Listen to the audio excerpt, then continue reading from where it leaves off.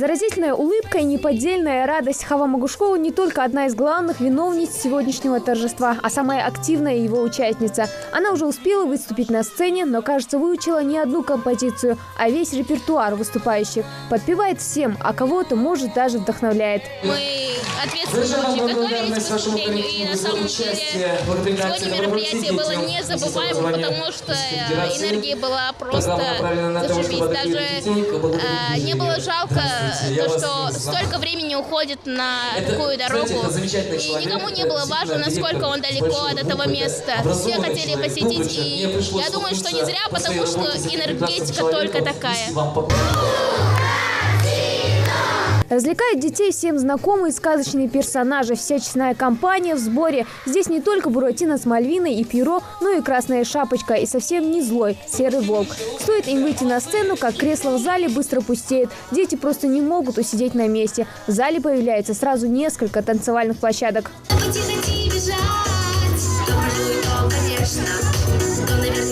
Мне больше всего понравилось, когда артисты проявляли свои чувства.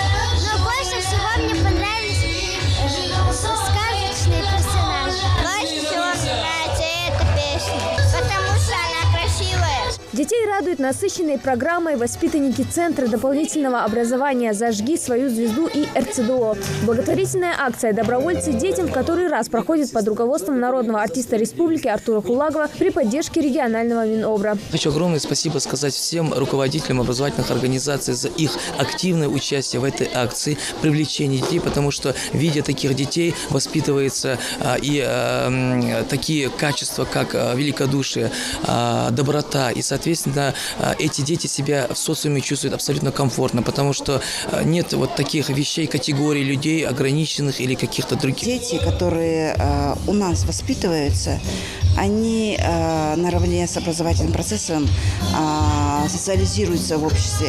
И они каждый раз именно на таких мероприятиях доказывают, что вот это вот все необходимо.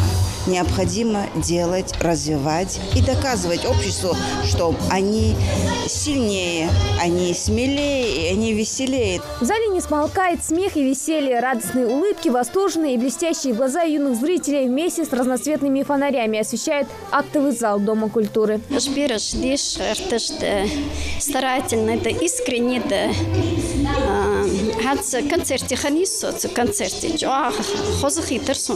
Мне бы хотелось, чтобы у нас в республике было больше таких людей, которые уделяют такое огромное внимание именно для детей, которые ограничены с возможностью. Слышу твои шаги.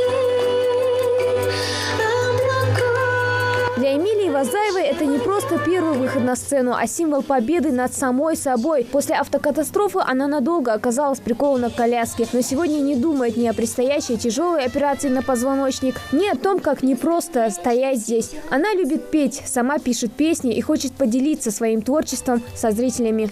Пение – это моя душа, мое настроение. Когда я пою, я знаю, что всем, кто слышит меня, они понимают мои слова, они знают, что я живу этим, что я пою о своей жизни, о том, что у меня в жизни происходило, что случалось. Всегда все в жизни понимают все люди. Когда выхожу на сцену, еще больше появляется желание, конечно, в том числе и видеть, и продолжить дальше петь, и я чувствую со стороны поддержку, и меня это очень успокаивает. Каждому участнику вручают дипломы, а кому-то оказывают финансовую поддержку на лечение или запись своего первого музыкального клипа. Но важнее всего для организаторов возможность подарить частичку счастья, вдохновив ребят не опускать руки и продолжать бороться со своим недугом. Хади Добриева, Мирбек Миржоев, Новости 24.